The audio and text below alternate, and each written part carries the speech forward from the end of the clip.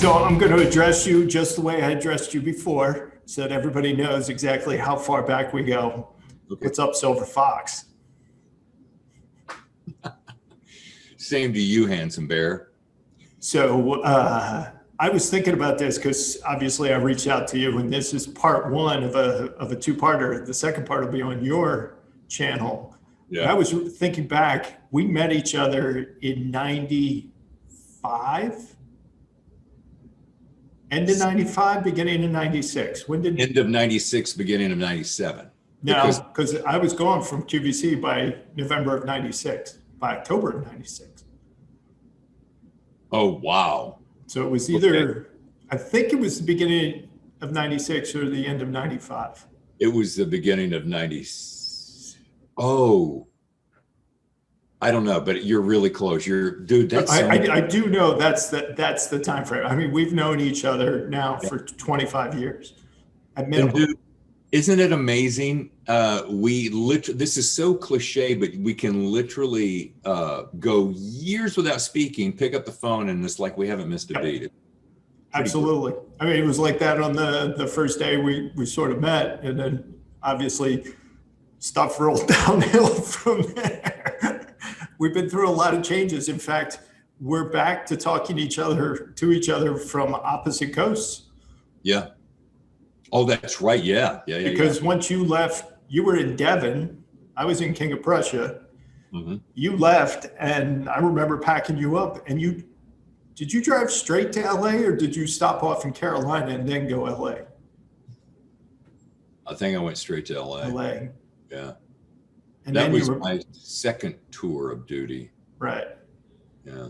So anyway, for everybody tuning in, welcome to Did You Know That? And did you know that David and I have known each other for 25 years? We actually met while both of us worked at QVC's second channel, back then called Q2. Was that what it was called? Yeah. He was on air talent. I was sort of marketing and chief bottle washer for a while. I did get him to laugh on air through one of the things that I wrote. That was probably the highlight of my career at that job. Safety man. Safety man, exactly. Safety man, which was a rubber figure that they were selling that women could keep in the car, and it was supposed to look like a man.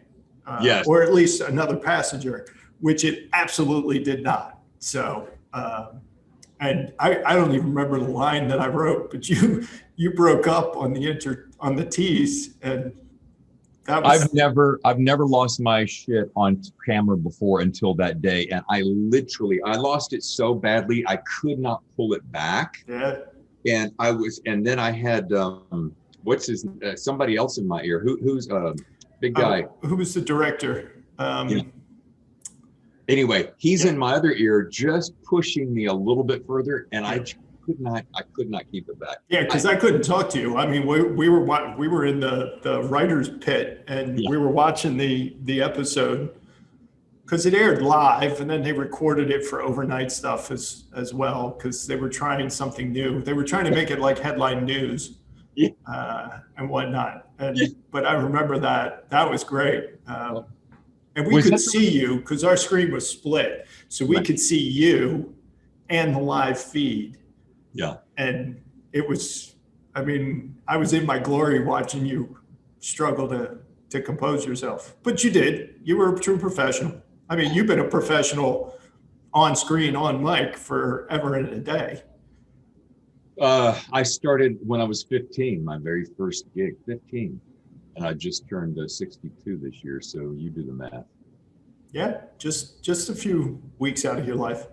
Yeah. Well, I mean, hopefully some people might actually, watching this episode, might actually recognize your voice, because that's what you're most well known for, is voiceover work. Yeah, probably Speed Channel on Fox, HBO at a time. You were Husqvarna's voice for a while? Yeah, Husqvarna for a long time. Dentsply Sirona, which is an international dental brand. But yeah, didn't you do, well, you weren't doing the music, but you were doing Muzak voiceover work. I remember coming to one of your recording sessions. I was the voice of Muzak on hold, and I had I had set a record. I had the most client. I could do more clients in one day than anybody else in the building, which is, whatever. But yeah, I did Muzak for about 3 years. Yeah. I won't tell you how that ended, but yeah, it was a really good run. And music to this day, I can pull in a certain gas station in the South. I can't recall the name right now, and I'll be pumping gas when I'm out visiting family, and there I am on the overhead on the speaker. Hey, welcome to Petro Express. Yeah. Okay. Well, next time I'm in the South, I'm going to look up that gas station. I'm going to go to see if I can hear you. So anyway, I want to welcome you. Thank you for agreeing to do this episode. It's actually the first being recorded. It will probably be the first air we're doing of top 10 lists. And there's no person I could think of anywhere on the planet to do this list and the one that we're going to do on your channel than you. And before we get started, I'm going to do the perfunctory welcome to Did You Know That? You'll get to meet David officially in a second. I'm Sean O'Rourke. This is my channel where I get to talk to interesting people about interesting and sometimes annoying topics. So if you liked previous videos, this one, or you want to check out what's coming in the future, make sure you hit the subscribe button with the bell down below so that you get notified. So now that's out of the way, David, I want you to tell the fine folks who you are, what you do for a living now, because you've had a pretty varied career, and then we're going to get into why we're all here. Perfect. I'll keep it brief. First chapter was radio, 25 years, New York, LA, Chicago, Detroit, Philadelphia. Second chapter was acting for television and film and voiceovers throughout the entire career. Chapter 3 now is writing. I'm getting ready to release my 8th novel on July 1st. It will be the second book in a series of my Detective Pat Norelli thriller series. And the first 2 were kind of family faith-based, followed by 3 attempts, an attempt at military espionage thriller, which I wrote for a competition called NaNoWriMo. So I wrote the first 2 books in 30 days, which is it's quite a task. It's only 50,000 words. So the first time you do that at 50,000 words, you're like, holy crap, how can I possibly do that? By the second year, it's always in November, NaNoWriMo, you go, oh, I can do that. And then by the third, you're like, okay, I've already done that. So what can I do now? Sure. When you and I reconnected, I had moved to New York to be with Tammy, and I was writing Knuckle Down, and that was the third NaNoWriMo. But I went ahead and took an extra 9 months and really filled that out. And to date, it's one of my favorite books, and it's so funny. I'll even talk about it. But then I moved. Sorry. Well, actually, if you go to Amazon, you type in David Temple, which I have done, just to prep. Not only do the books come up, but you've got a movie on there. And what have you. So, I mean, and the TV show, and I can't remember that one that filmed in Carolina, that was pretty good. And unfortunately, of course, they canceled it because I liked it. Well, there was Army Wives. There was One Tree Hill. There was The Confession on Hallmark.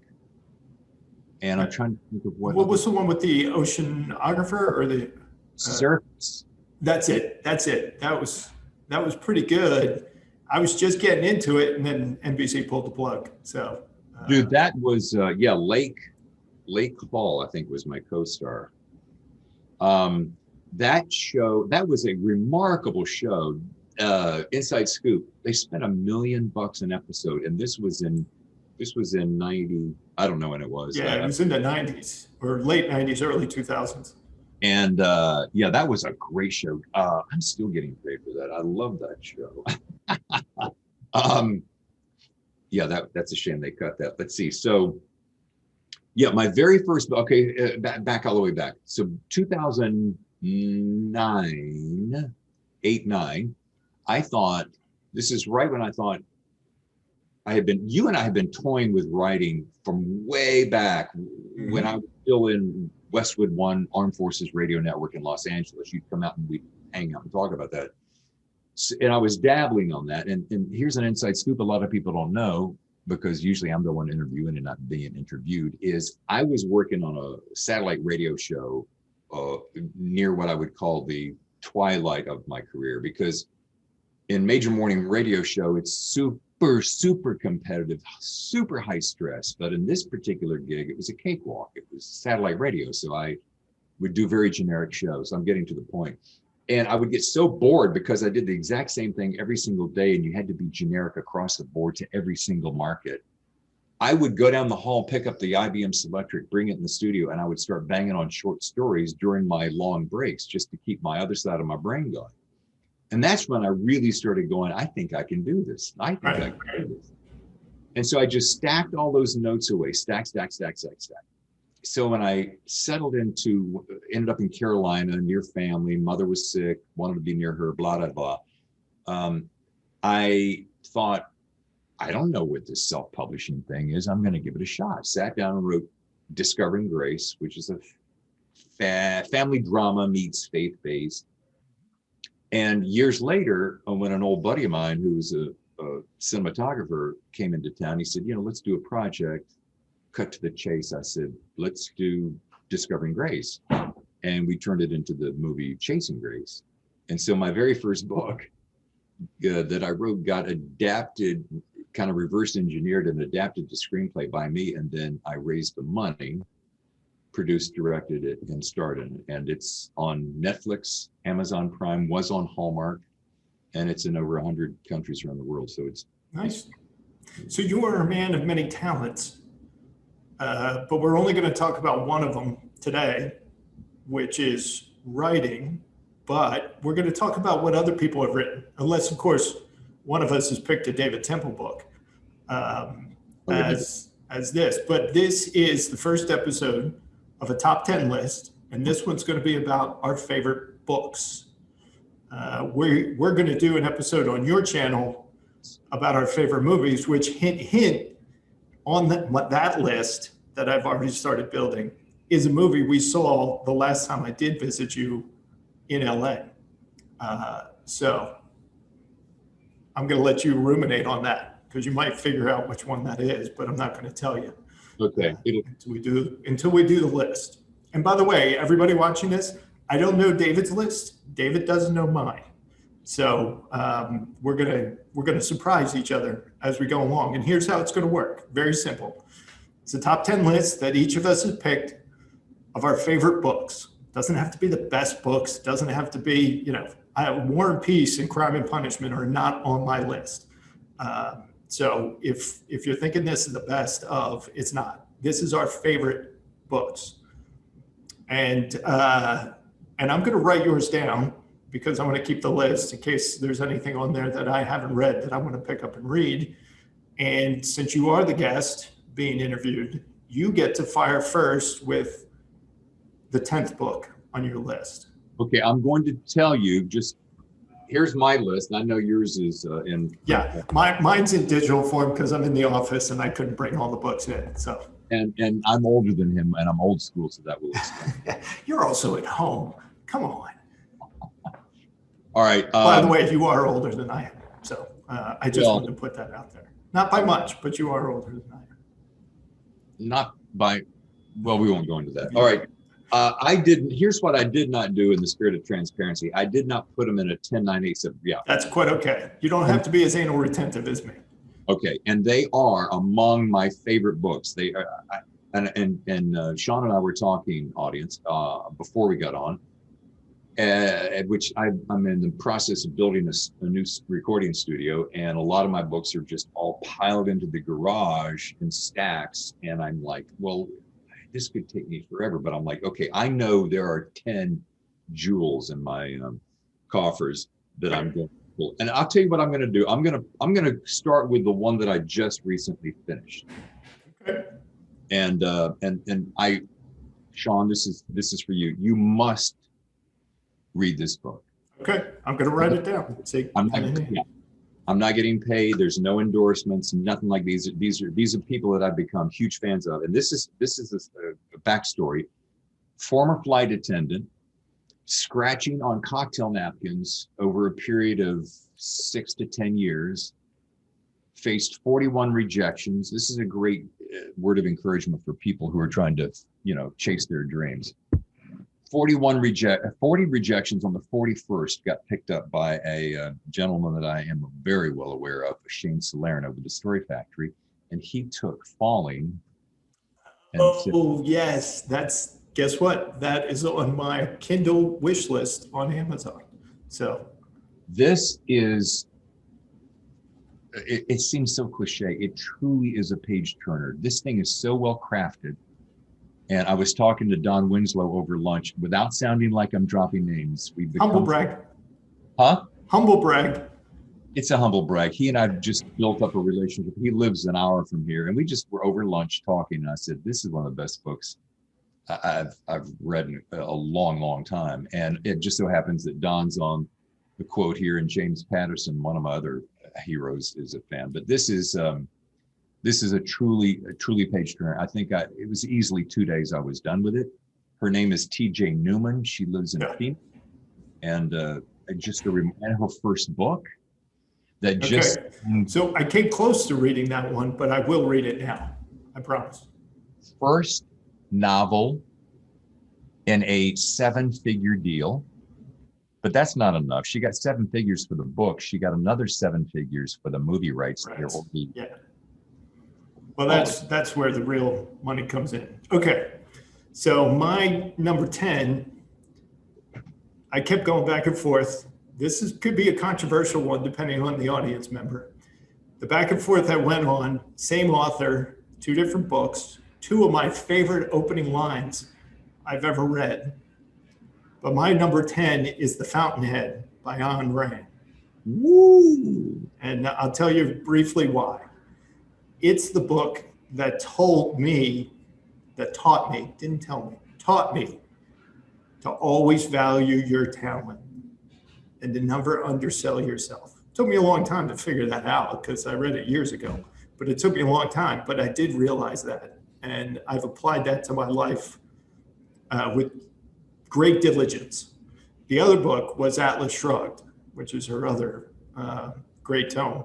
But The Fountainhead, and just 2 of the best opening lines in history. So for The Fountainhead, it starts, Howard Rourke laughed.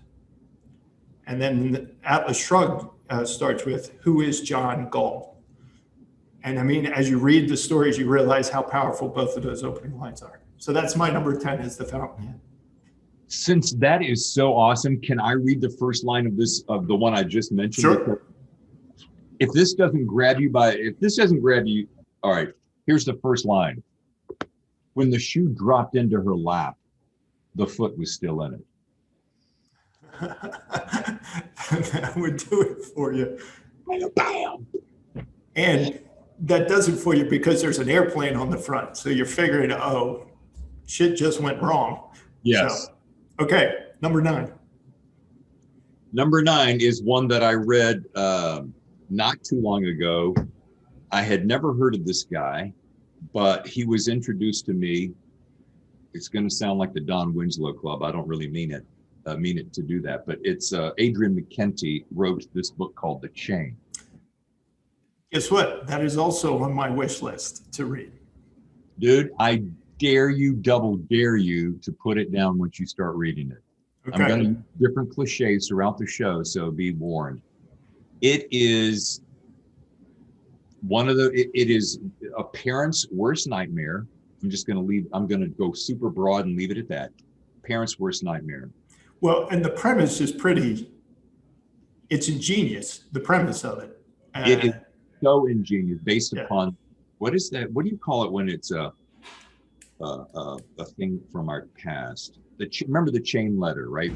Yep. So it's basically based on that chain letter. You would send this letter around. If you don't pass this along, you're going to have like something bad is going to befall you if you don't continue that string. Adrian McKenty is from Carrickfergus, Northern Ireland. I got to meet him at a book signing in New York City in '97 during Thriller Fest. And he's a very affable, intelligent guy who's written prolific stack of books. But this one in particular, It's as Don calls it, Jaws for parents. Yeah. Yeah. And So, okay. So that's good. I'm liking your choices so far. can I give you this because you're also a fellow writer? One little side note I learned about him is when he thought he was done with the manuscript, someone, maybe Elmore Leonard from the other side, channeled and said, go back and cut out every single word you can do without. And he did that, and it became this book. I like that. That's kind of the Stephen King mantra. No adjectives or So, adverbs. yes, we'll refer to that later. Okay, so my ninth one is a nonfiction, Into Thin Air. Oh, by John yeah. Krakauer. Yes. Reading that book made me, well, first of all, really, I have no plans to ever climb Everest, but it just, one, for the people who survived, you were flabbergasted, and two, for the heroic efforts of people who did not survive, who were trying to help the others survive. You thought, could I be that brave in that situation? And his writing, I love all of his stuff, but his writing on this one was just, I mean, so tension filled. It was unbelievable. So that's my number 9. Brilliant book. Excellent choice. Okay. 8. My 8, which is not anything to do with Don Winslow, is by Jack Carr. Oh, I just read his first List. book. I That thought was the last fiction book I just read. I thought Terminalist was good, and it was. This one happens to be a signed copy. True Believer, Terminalist, Savage Son, and only because I knew later we'd come to On My Nightstand is his latest. Mm-hmm. Yep.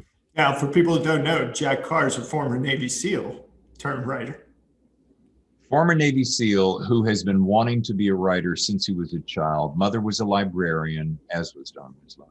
And this guy just, here's why he's so rocking, because he has lived all of this stuff. Now, I've got a couple of stories that I'll sprinkle throughout about whether a writer should write what they know or what they daydream about. But here's a guy who probably daydreams and then knows it. And this thing, this one just took me onto a whole nother stratosphere because of his, and if you ever follow him, official Jack Carr or Jack Carr USA, you'll see that he is all about tools and toys, right? I mean, it's knives and it's guns, and he lived it. He was in the thick or in the shit, as they say. Yep. It's very, very clear that he is speaking and writing and crafting from experience. This isn't something he dreams up. Yeah, and he's got a big time cult following. I mean, the people who like him love him, really. I think, I don't remember if I met him first at Warwick's in downtown La Jolla, or if I met, that's where I met him first, yes. He was appearing with, no, I think he came solo. Anyway, I got introduced to him, picked up his first book, started reading, saw him again at Thriller Fest in 2019, reconnected, which is when he was working on, I think he was either working on this one or Devil's Hand. Super nice guy, super unaffected, super humble, super kind, lives in Park City, Utah. Super will kill you with his pinky. Super or can kill you with his pinky. Could probably kill you with whatever he needed, yeah. But if you were going to pick, there's 4 of them now. You could pick up any one of them. I would challenge you to pick up the first one and go forward. Yeah. Because it's about First one's a quick read, really is. Yeah. So Jack Carr, Savage Son. Okay. All right. So number 8. It's not my favorite book, but I think it's the most important book I ever read, and it's Man's Search for Meaning by Viktor Frankl. And I read it in high school. Viktor Frankl was a Jewish psychiatrist or psychologist who was in a concentration camp, survived a concentration camp. And the whole book is a redefining of what freedom means and what you can get through as long as you can keep your thoughts and your mind as your own. Wow. And it really is. It was the most impactful book I think I've ever read in my life. And I still have the same copy that I read in high school still sits on my bookshelf. And it's if you haven't read it, it's actually the book that got me into sort of the Stoics, like Marcus Aurelius and Epictetus and Seneca and whatnot. But this was the most important book I think I've ever read. It's heavy stuff. It's not stuff that you want to read if you're thinking that you're going to come out of it feeling all lively and good. No, it's heavy. It's heavy stuff, but it's well worth the read. All right. Go for it. 7. That is on my list. I'm circling that one as a must read. Now, in the spirit of keeping up with you on insight versus just flat out entertainment. Oh no, my entertainment's farther up. I'm Oh, okay. Where do you see what my next one is? Okay, I'm mixing it up. I ran across this guy. He lives in, I think he's German. He's currently living in Vancouver. I got introduced to him, I think, I don't know how many years ago. It was not this book, but this has become one of my favorites. This is from 1999, and it's Eckhart Tolle, The Power of Now. Oh, never heard of it. I'm going to tell you something. Eckhart Tolle, you won't want to read, you won't want to pick up his audiobooks because he's a little bit challenging to listen to. I'm just going to look at that. I'm not being cruel. It's just a challenge to listen to. But he's got one of the greatest minds of our generation. And The Power of Now taught me, I know, here it comes, to be in the now. Mm-hmm. And Tammy and I were walking along the beach this past weekend. And we have the saying between us. We go, "Where's your head?" Because we'll be quiet for long stretches of time. She goes, "Where's your head?" And I said, I just realized we take walks at low tide so we can get as far out from the cliffs as possible. I said, when I'm looking forward, meaning in the direction that I'm walking, I tend to process things. This is an interesting inside note that I think you're going to appreciate. I process things like how to lay out my studio, how to make the office more efficient, things that I want to do on podcasts. Or perhaps I'm thinking about behind, what could I have said more to my mother who I lost not too long ago, things like that. I said, however, when I face the horizon of the water, I am in the now. It happens every time. I become quiet. My mind, the monkey mind rests. I see the horizon. I watch the pace of the ocean. I breathe. And I'm in the moment. What this has taught me, basically, it's a guide to spiritual enlightenment is their subtext, but it's about teaching you to be present, be right where you are, because so much of the time we're whining about the past. We're trying to plan for the future. Sure. And if you're always doing that, you're never really in the now. And so when you get to the future, which is then the present, you're looking back to the former now, which is the past, and going, oh shit, I could have been in the moment. I know that's a little wacky, but dude. Think about it. The present lasts a microsecond. And you got to stay there. So he has several books, but this one struck me as just the profundity of being present. Like at this moment with you, I can't imagine being any happier. I'm alive. I'm in great health. I get to see your happy face. We reconnect. We're talking about things that we love. Exactly. And when I embrace that moment, and I truly do this, it is the now, and it is ecstasy for me. So there. Well, plus fact, you have a really awesome wife. So, there is that. Okay, so my 7th one, and I don't know if you remember this, but I'm a huge comic book guy. Oh, yeah. Batman's my all-time favorite. In fact, there's no really second place in there. And this is, for me, and I've stretched the definition of book, this is the best graphic novel that has ever been produced. And it's called Arkham Asylum, A Serious House on Serious Earth. And it is, the artwork is unusual.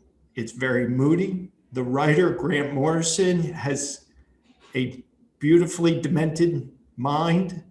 And it is not only the best Batman story, I think, it is one of the best works of popular comic book fiction. And a lot of people will say some other ones, but for me, it's my favorite. And if you can, it's in hardcover, well, not anymore, but you can get it in the paperback version. And again, quick read.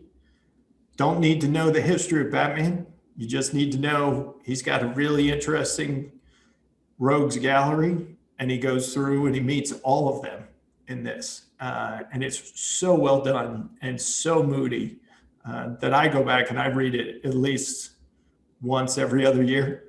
Are you saying Arkham's Asylum? Arkham, Arkham, Asylum. Got it.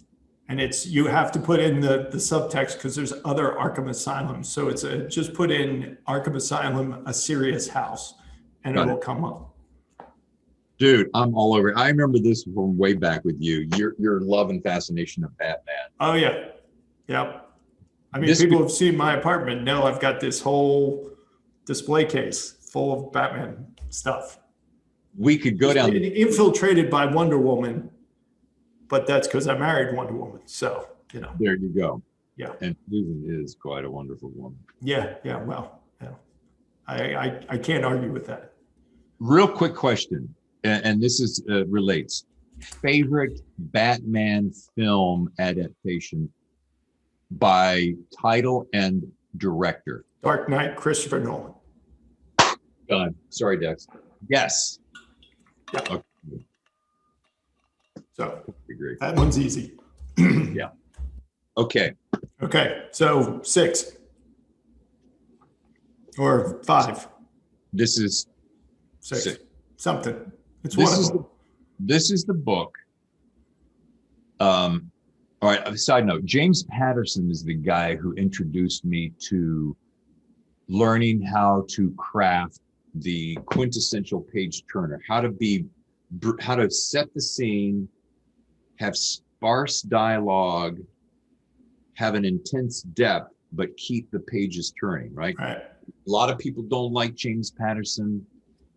He happens to be probably in the top 5 wealthiest and most prolific authors of all time. So I give him huge credit for that. He was instrumental in my subconscious training. However, this guy right here, when I read the book, was profound. Then I saw the movie and it was doubly profound. And if I am not mistaken, the movie is a direct adaptation of the book, which is very, very rare to see happen. And as a director, as myself, you almost always, the book is this and then the movie becomes this, or a variation on the theme. And the side note to that is when people say, oh my God, I like the movie, I like the book so much better. And I'm saying, you know why you like the book so much better? Because you were the director and you painted all the pictures in your head, you directed the shots. So, but this guy was instrumental, and he is part of the subtext of my bad guy that was in The Poser and now in The Impostor, the Detective Patinarelli series coming out July 1st. Plug. Yes. Oh, Thomas, that's on my almost made it list. Dude, this is one of those books that creeps you out to a level that you never quite discovered. And you think you're creeped out until you see Anthony Hopkins get on screen and make it all come to life. And then you, Clarice, can you still hit the land screaming? Yep. Silence. Excellent choice. Just one of the best. I don't have to even talk about it. Everybody knows what this movie's about. I can't say that his very latest book. Oh no. Did you read that? You do Black Sunday. Yeah. which is not related to Lecter, but is really good and a very good movie. Yeah. The Red Dragon, which is Lecter's first appearance, Yes. and then Silence of the Lambs. After that, you can forget the rest. At least my opinion. That's I just me.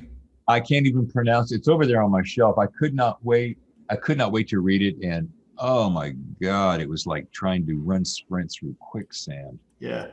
Anyway, there's my number 6. Okay. Good. Excellent choice. So my number 6 is the book that I read the fastest of any book that I've ever read. Basically did it in a day.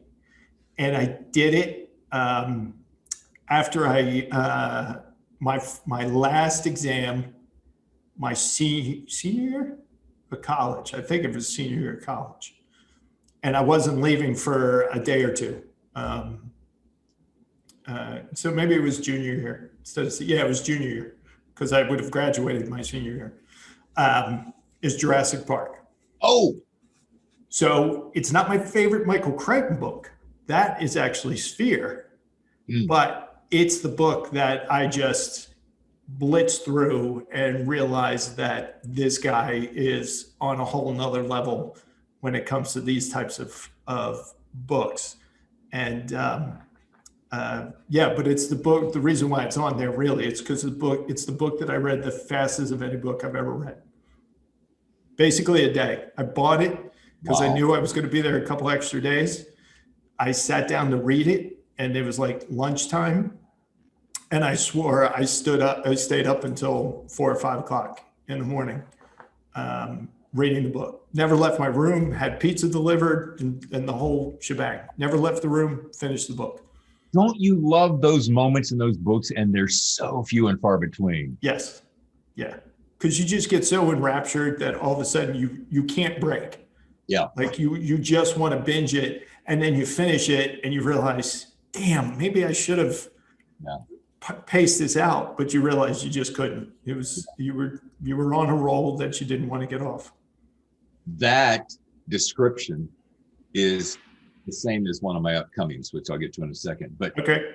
Another thought about that is that I don't know what that, and as an up and coming writer, I hope, is the thing that I'm always trying to find. How do you craft this? You know, how do you make it so it isn't just about turning the pages? Don't assume that I'm minimizing it, but it's the ability to set the scene, raise the stakes, the energy, and then cliffhang every chapter. And I probably learned some of that from James Patterson in the early years, the way he just kind of dun, dun, dun, dun, dun. Yep. And his chapters are so short that you want to do that. Side note about Michael Crichton. He's the guy, when I discovered Michael Crichton, that's the guy I said, I want to be like, because here's a guy who had one whole career over here. Yeah. He decided to write, and he not only mastered it, he became prolific, but then he said, I want to adapt it to screenplay, which he did, and then executive produce, which he did, which then helped set on the set of movies, which he did. So he was a triple threat. Yep. Also the co-creator of VR, the TV show. Wow. Yeah. He was a hell of an individual. He had a good life. And he died, was it 61, 60? My age, he died. Yeah. I don't recall. I think he died of a heart attack. Yeah. If I remember correctly. And what people don't realize, I think he was 6'10". He was very tall. Oh, yeah. Very tall. But I do believe, if I remember correctly, he was 6'10". Yes. Big guy. All right. Okay, number 5. This Stephen Pressfield is probably one of these. I am reading that right now. Isn't it? Reading it right now. It is amazing. The War of Art. Break through the blocks and win your inner creative battles. And here's why I like it. And there's another guy on my list that you're going to see in a second that reminds me of this. He basically says, you are a creative. Here you go. Creative work is a gift to the world and every being in it. Don't cheat us of your contribution. Give us what you've got. Yep. He has this way to basically help you feel empowered and give yourself permission to go out there and give it your best. And it's a great little play on words, too. And I'm reading it because his resistance, the theme of what you're trying to get through, I could feel that building up in me in certain things that I was not doing. And so I needed a kick in the pants. I grabbed the book and I'm reading it right now. Its resistance is, it's really kind of all about resistance. Resistance greatest hits, invincible, fueled by fear.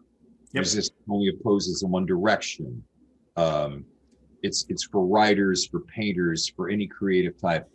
And it just... anything that you've got to do that lasts more than a day. I mean, really anything. Because a lot of people, that's going to take too long, it's too hard, it's too far off, the end goal's too far off. Well, that time's going to go by anyway. So you might as well be doing something that you like. I love that point, Sean. And here's why, because I don't know how many people say to me on any given week, if I'm talking to them on a podcast or on the phone, oh, yeah, I want to write a book, but God, it's forever. I'm like, well, it only takes today to write a page or a chapter. And then, like, to your point, tomorrow you're going to be doing something anyway. And if it's a passion that burns within you, you're going to sit your ass in the chair and write it. Right. And you will be amazed. Here's the secret to my volume is, tenacity. It's seat time. It's just getting in the chair and putting in the time and going, I'm going to try to be better today than I was yesterday. And and here's the hardest thing that people do is to turn off that inner judge. Take that judge, tell him to go to hell. Just go sit outside. I'm going to be and creative. Everybody else. Yes. Everybody else around you has also got to go.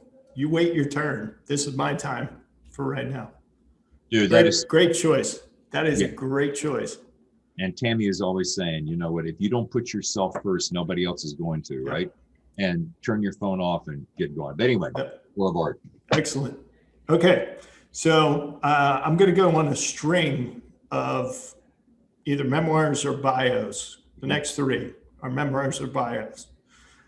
And two of them are athletes. And so the first athlete, and this was a person that I really wanted to dislike because he beat one of my favorite tennis players of all time in a Wimbledon final, the first Wimbledon final I remember. And he beat one of my favorite athletes of all time. But he was such an amazing person when you listen to him that even at that age, I knew this was someone who you just couldn't help but respect and like and what have you. And then when I read his memoirs, he blew me away.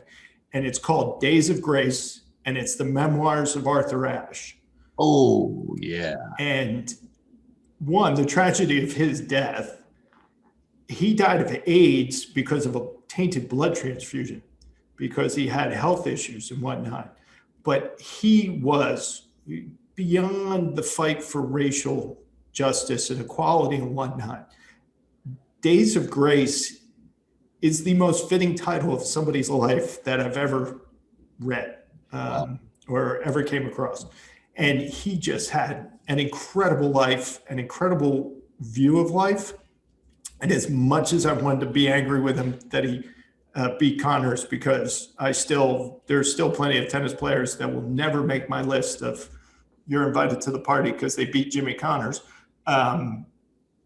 He would always be on there. And it's a great book. I mean, he writes it in a way that is just, again, you get absorbed just from the beginning. Yeah. It's a really good book. That's a circle for me. Circle gets a square. There you go. I like that. Change it up. Instead of circle, get a rectangle, get a rhombus. All right. Okay. You're up to number 4. Okay. You know what? In keeping with books that have had a profound effect, and I know you've read this, and if you haven't, you certainly will. Okay. His name is synonymous with horror. He's the author of 30, 40, 50, I don't know how many worldwide bestsellers. He's been married to the same gal forever, lives in Bangor, Maine. Who could it be? Stephen King. That's sitting on my bookshelf. I've read that. In fact, you're the one, Susan bought me the book, but you're the one who's always talked about that book. I'm talking about it again. It is one of those, it's a memoir of the craft. So why I like this so much, it's a memoir by Stephen King on writing, which is why it's called that.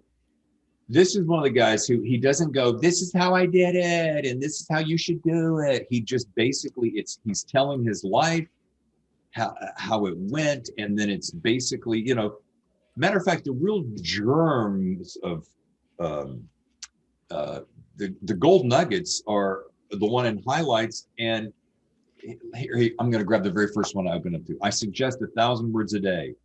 And because I'm feeling magnanimous, I'll also suggest that you take 1 day off a week, at least, to begin with. Okay. Number 2, you need a room. Shut the door. You need the determination to shut the door. You need a concrete goal. The longer you keep to the basics, the easier the act of writing will become. It's a great, even if you don't want to write, it's just a great book on how to be disciplined about something. It's all about discipline. And this comes back to me. I've got a few writer friends, and I say that in air quotes, who talk, they spend more time talking about wanting to write than actually writing. Yeah. And I do, it's determination, it's focus, it's clarity of focus, it's tenacity to be the best at what you can, to hone the craft. Look, writing is just putting words together on a page and entertaining somebody for an indeterminate amount of time. It's the depth of the entertainment and the length at which that story may resonate within your life. But to your point, yeah, if you want a needle point, if you want a landscape, I mean, great book. Good choice. You're on a roll. Very nice. I like the last two. Okay. And by the way, I took this very seriously. I've been thinking about, when did we, 2 weeks ago, we talked about this, and I had been thinking about this and going over it. I mean, I spend way too much time. So one of the reasons why I started reading more of art again is because I have these episodes and I wanted to prepare for them. And I was sort of saying, I'll make the list. I'll just look at the bookshelf. And I realized it's not going to be as interesting if I just wing it. And I don't want to wing it. Like for your episode, I've been working on that because that one I think is a harder topic for me. I have a less clear list of that, and people will have to tune in. David's link to his podcast is below. People will have to tune in to my episode to find out what that is. But anyway, so my second favorite athlete of all time, it's his biography. And there have been so many books written about him. It's almost too many to count. But this is the one that I love the best. And I've read at least 6 books on him. And it's a very simple title. It's Muhammad Ali. And it's by Thomas Hauser. And it's just fantastic. And I mean, I grew up when boxing was on Saturday afternoons on ABC. And you just tuned in and there was a heavyweight championship fight at 3:00 on a Saturday afternoon. There was no massive buildup of pay-per-view, and it didn't go on at 11 p.m. and whatnot. I mean, they were fighting right then and there. And Ali has always been one of my favorite athletes, just because when I was growing up, I gravitated to his personality, his style, and whatnot. And then when you read about what he did, not stepping forward to be inducted in the Army, he got stripped of the title, didn't fight for 3 years, and how he came back. He was not a perfect human being, but he was one of resilience. And I mean, I know people didn't like him, and they loved him at a later point when they realized later on. I loved him from the first time I saw him to the last time. And that book is fantastic. But there's a whole bunch of great books on him, but that's my favorite. Yeah, in case you haven't noticed, audience, Sean O'Rourke is probably one of the biggest sports fans I've ever known in my life. He's the only guy I know who can get up at 6 o'clock on a Saturday, flip on a TV, and you may by now have 2 or 3 screens going, and he will watch all of them. He'll tell you who's playing, where they are in the standings. I don't care what sport it is. It's kind of insane. I've always enjoyed. It is insane. It is insane. It is insane. It's insane. It is insane. Don't do it. Don't do it. Being an invested sports fan is one of the worst things you could ever do to yourself. So don't do it. I've always enjoyed sports, but I don't have the acuity required to retain all of that information. No, you don't have the mania. That's what it is. It's a mania. Don't ever get it. You have the mania for writing. Keep that. Okay. That actually produces something for the world. Okay. Okay. Number 3. Number 3. This gal I met at a book signing. I fortunately am not very far from La Jolla, and Warwick's is one of the country's best and longest run private bookstores in America. And I got introduced to this gal. I won't say by whom because it's become cliche, I'm realizing, but you'll figure it out pretty quickly. And first of all, she's probably one of the funniest, most charming women I've ever met, lives in Austin, Texas, and she's a thriller writer. And any single book of hers you pick up, you'll rip through. One that pops into my mind is China Lake early on, but this one is Into the Black Nowhere by Meg Gardner. I have never read anything from her. I'm glad. Into the Black Nowhere. Okay. All right. I almost I have another one of her favorites. It's sitting there on the counter. The Dark Corners of the Night, which is her most recent. But this one right here, because I know you like this, sentence number 1. The cry pierced the walls, ringing through the darkness. She has a way of telling a very succinct story. She keeps you right there on the edge of your seat, but her vocabulary and the way that she describes a scene is unlike anything I've ever read in my life. Her command of the English language, she must have every thesaurus around her because she chooses words that I didn't even know existed. And I'm a big fan of words. I like words. You're probably the biggest fan of anybody I know of words. And I wish I had highlighted a particular sentence. Well, here you go. I just opened it. Rainey had dark rings beneath her eyes, but was straight backed and thrumming with energy. Okay. I got to pick that up because that's kind of my sentence. That's the kind of sentence I like. If you enjoy the craftsmanship of words, like not just storytelling, but there's a author. Oh, he would be in my top 20. Pat Conroy. Oh, sure. Yeah. I never read anything fully of his, but yeah. Prince of Tides, South of Broad Street. Yeah.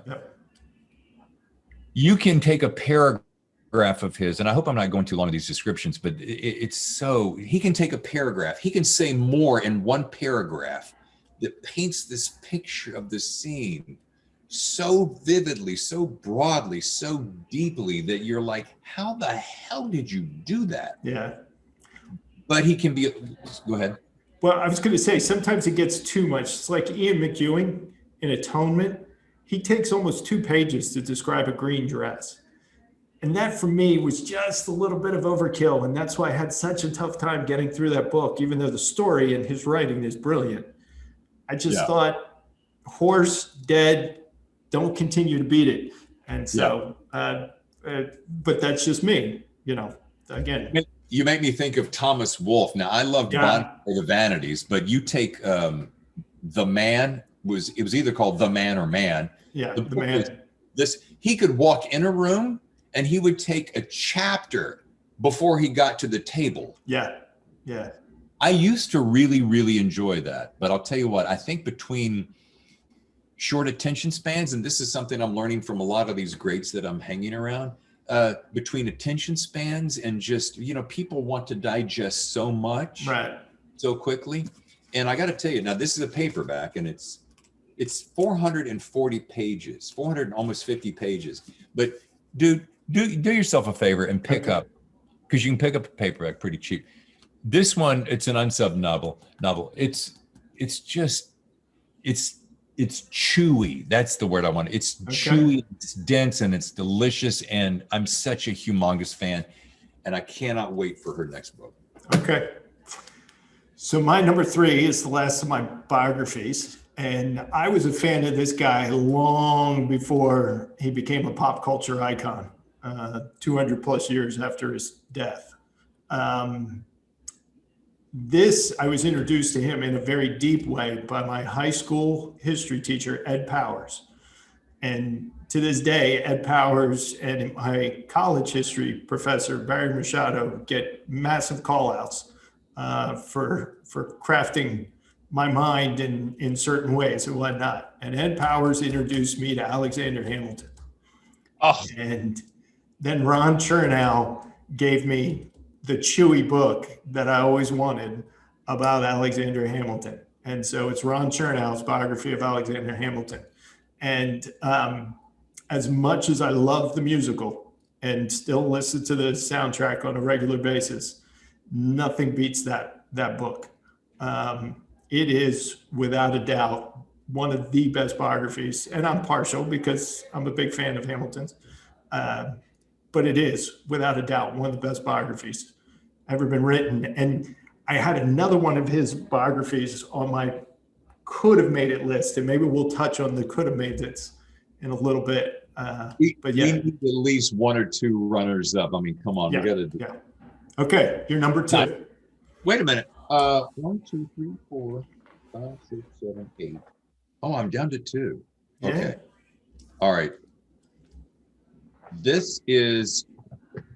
I'm going to end with the guy that I've been talking about the whole time. Now, Don Winslow. Oh, that's a very New York book. Dude, it doesn't get any more New York. Now, I have almost every single book that Don Winslow has written. Maybe I don't actually have them all, but I've read nearly all of them. Mm-hmm.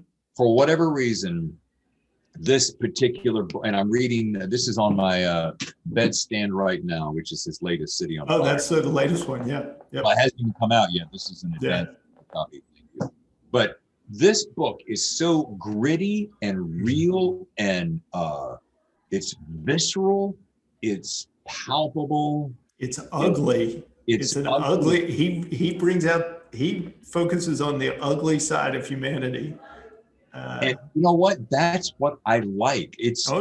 There is not. This is that book we mentioned earlier. That when I got it, I literally did this. I'm like, okay. And I took as long as I could, and then it picked up speed, and I couldn't put it down. Yeah. And then at the end, I was like, ah. Yep. First sentence for you. Yep.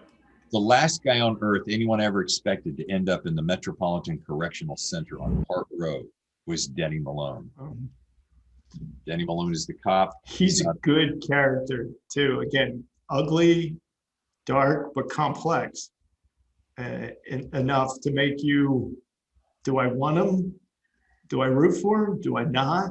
That's exactly right. You're like, oh my God, I'm for him. And then you realize, oh, you're kind of got your hand in the wrong. He's very much a Tony Soprano, Walter White kind of. You don't know if you want him to come out of this okay, or to get everything he probably has earned. If you said to yourself, I'm going to jump I'm on a deserted island, I can only take one and this is hard for me to pick, but I'm like, only one Don Winslow book, this might be it, because this book will live with you for months after reading it. And you'll never look at anybody the same way again. It does make you a cynic through and through. It does, unfortunately. Yeah. Okay. So my number 2, but both of my top ones are fiction books. My number 2 is The Road by Cormac McCarthy. Oh. Probably the saddest book I've ever read. But to your point about language and craftsmanship, It's got to be. I mean, I think it did win the Pulitzer for fiction and whatnot. It's from a crafting standpoint, from the first word to the last word. It's almost a perfect book. There'll be no such thing as a perfect book, but I think this is about as close as you can come to a perfect book. Why? What's the one take? Because everything that he wanted you to feel, you felt. There's no way you can read this book and not feel every emotion that he was going for in every word and sentence and paragraph and what have you. There was just no way to avoid it. And the emotion wasn't always sad. There was some, whimsical is not the right word, wistful. That's the word I was going for. There are wistful moments. And this is a dark book, very dark book. But there's wistful moments. There's really heroic moments. There's very simple moments that you could look on and say, this could happen at any time. And the relationship between the father and the son is just, it's kind of perfect. I think it's about as close to a perfect book I've ever read, but it's only my number 2. I have been in several writing courses now in New York and LA. Paula Meunier is one that comes to my mind. And they all mention McCormick McCarthy as being one of the most original writers of her generation. Yeah. And I'm going to read this book now because of your recommendation. I have picked it up before and I've flipped through it and I'm like, I'm trying to recall, there's no punctuation marks except periods. Yeah. So there's no quotation marks as to who's speaking. There's no commas. There's no nothing, just periods. Or question marks. What? Did it bother you? No, because he writes that way in all his books. And I think The Road was like the 5th or 6th book I've read. So you kind of get used to it.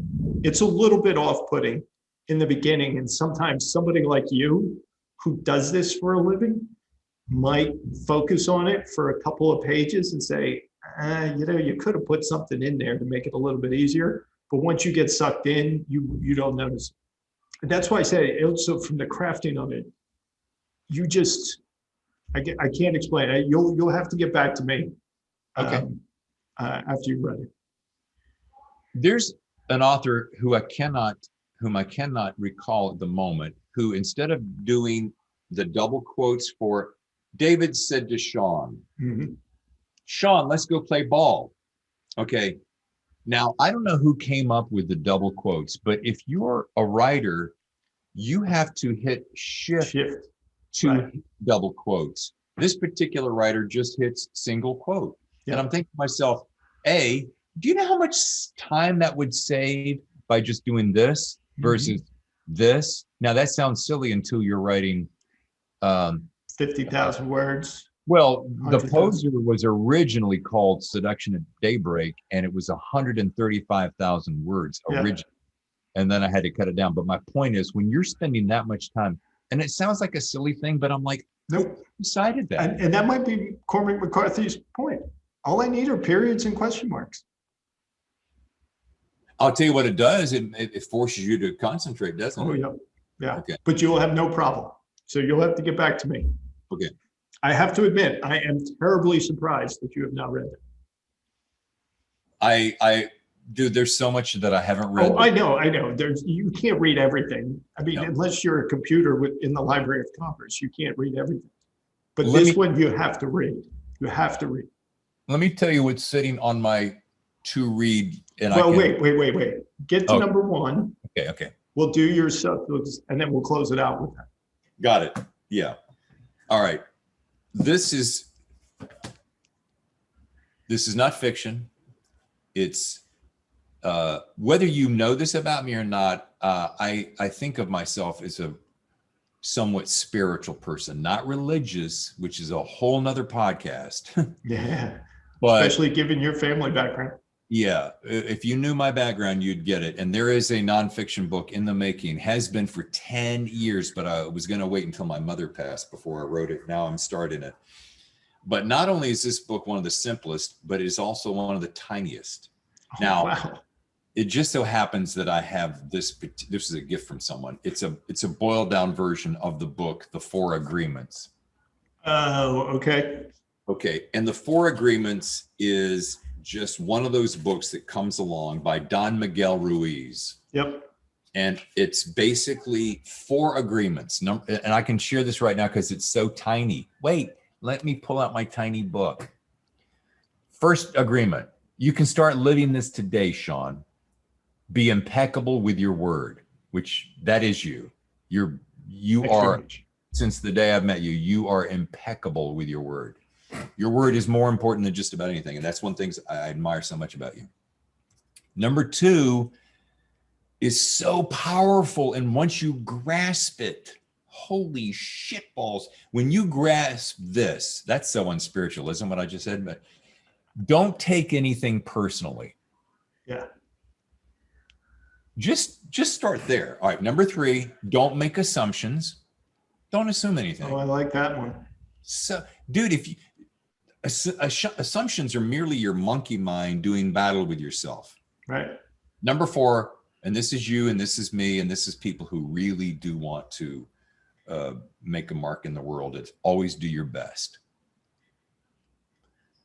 4 things. Sounds so simple, so hard to do. Don Miguel Ruiz, my number 1. I read it no less than once or twice a year. Now I read the big full version, but this is the condensed version of that. I like that pick. Kudos on that pick. Okay, so we're going to take a step down from the spiritual aspect to the fictional aspect for my number 1. Yes. And this is the only book. Well, that's not true. No, it is true. This is the only trilogy of books that I've read more than once. But I'm not going to pick the whole trilogy. I'm just going to pick the first one. And it's The Bourne Identity by Robert Ludlum. Yes. It's the book. I used to read like the Hardy Boy books and what have you, and the Three Detectives and whatnot. And then my mother gave me this book. I don't even think I was 13, maybe. My parents had just gotten divorced. My mom was a big reader because she had a long commute and whatnot. She loved to read books, still does when she gets the time. But she read this book and she gave it to me. And she said, even if you don't understand everything, you're going to love this book. And boy, she was spot on.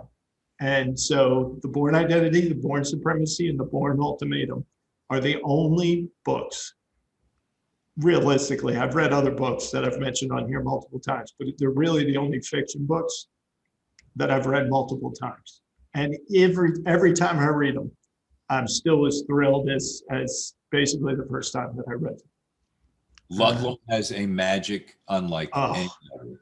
And don't read the stuff inspired by Robert Ludlum or written by other people based on Ludlum characters and whatnot. It is not the same thing. You have to read the man because he's the more adventuresome John le Carré, where John le Carré was very cerebral, this is how it really works.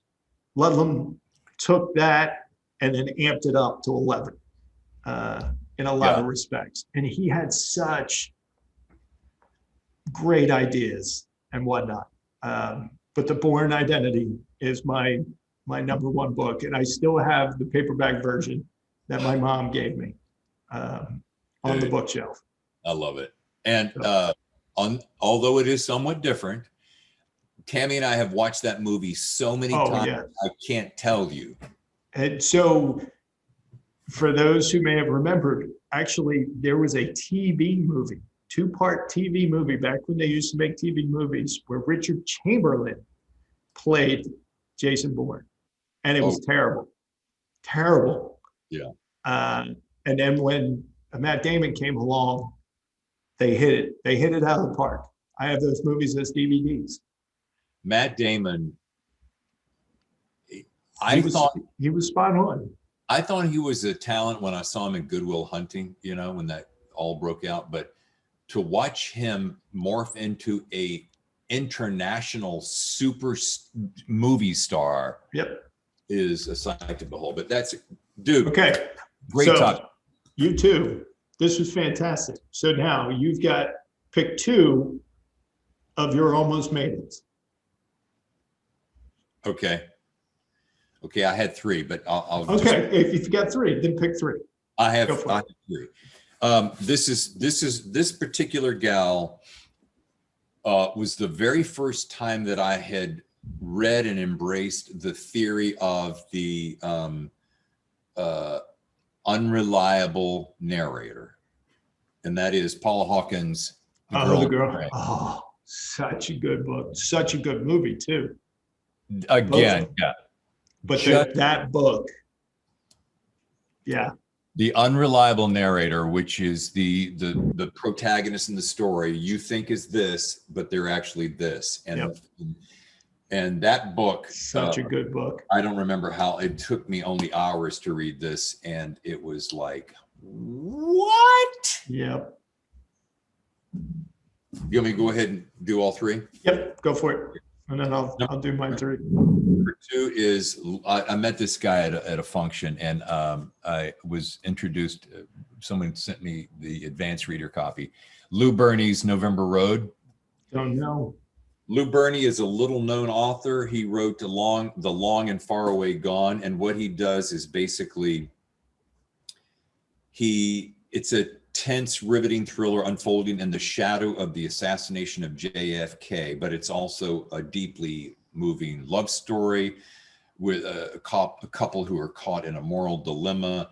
So they're bending history, but it is Didn't they make that into a movie with Leo and Kate Winslet, or am I thinking of something else? Wow. I have actually been put on the spot, and I don't know the answer. I don't know either. So I put myself on the spot then.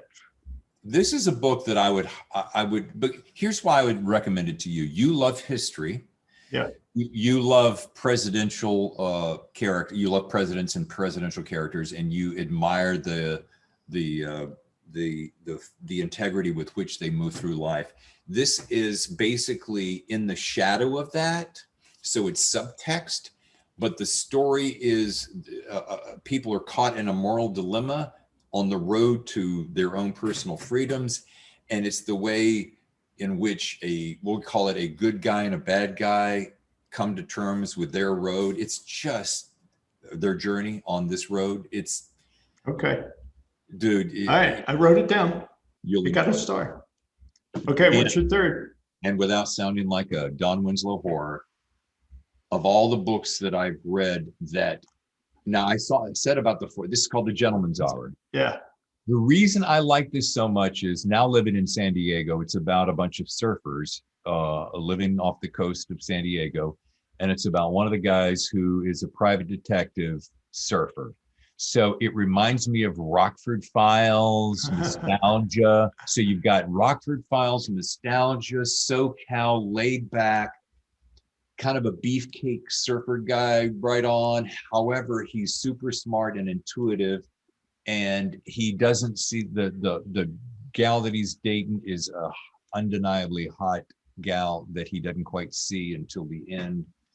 And it's just, here's why I like it. It's real, it's organic, it's not, it's not bad guys and mafia and cartels.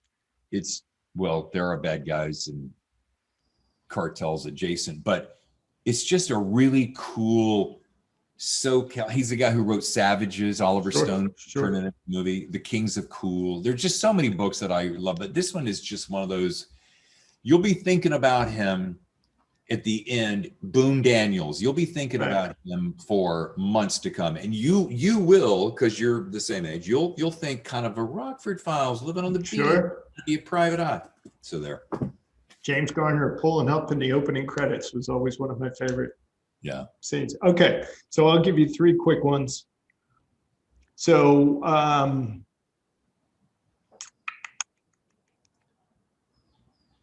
Ding, ding, ding, ding. All right. So Harry Potter and the Goblet of Fire Okay.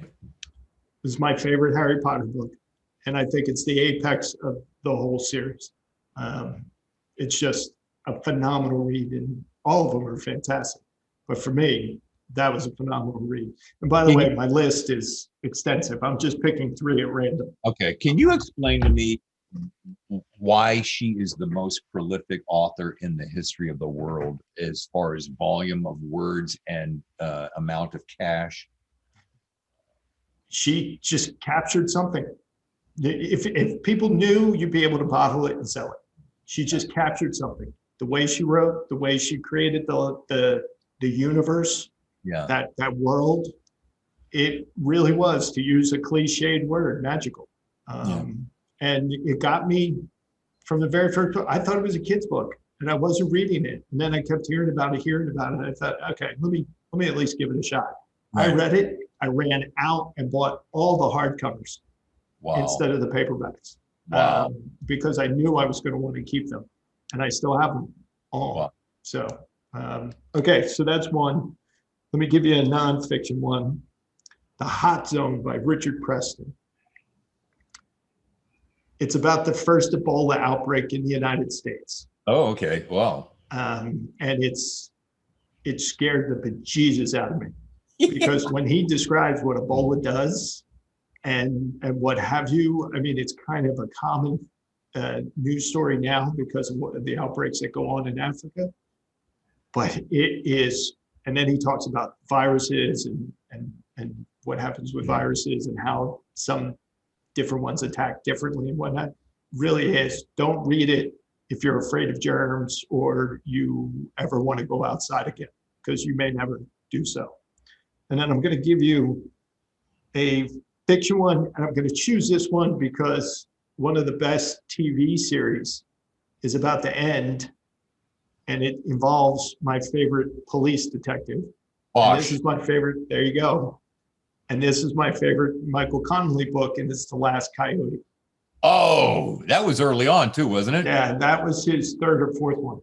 Yeah, Michael Connelly is superb. Yes. And the TV show has captured Titus Welliver. Kudos to you for capturing the essence of who I think Harry Bosch is. But yeah, it's my favorite Harry Bosch novel is Last Coyote. And not the end, because Amazon's picking it up and running it. Right, because now he's going to go off and be an investigator for the defense attorney. So that's going to be interesting. But that's going to be weird because that's going to be on IMDb TV. So, which is owned by Amazon. But, you know. P.S. They just bought MGM Studios for $8.5 billion. Which is nothing. I know. So I can't. You know what? What's his name? Bezos probably struck a check himself. Could be. I mean, you know, that's petty cash for Amazon at this point. But hey, this was fantastic. I can't wait for part 2 for your actually, we record that on Monday. We record that, you know. Monday upcoming from when we're recording this. So, are all your gigs live? Yep. I record it live. None of them get edited. Then I put them up. I won't put this up until June 17th because I'm taking a break to build new content and do different things. But this will go up June 17th. By the way, you're outpacing me, I think. I have not even, here's the funny thing, I'm not even on YouTube, but I'm thinking about following your lead. I've been getting caught up on yours, taking my original Naked Monday podcast, which I shot for video, and put them up on YouTube so that I can start my YouTube channel. So I'm working on doing the reverse. So I'm only on YouTube. I'm looking to put it in podcast form because something like this, which is an hour plus, is easier to listen to in a podcast form than to constantly go back and see it on YouTube. So, but hey, you were great for doing this. I knew I took up your morning and some of your writing time, but I greatly appreciate it. Your list of books, my list of books will all be below. So folks can come in. They can cheat if they don't want to watch the whole episode. But you were great for doing this. Thank you very much. Dude, I love you, and I have always loved you since the day I met you. And you're a brother of mine, and I jumped at the chance. I wouldn't miss it for the world. Well, I appreciate it. I can't wait to do yours. So Yeah. you're going to have to send me all the details on how you want me to approach this, because I've got my anal retentive list for Dude, your subject.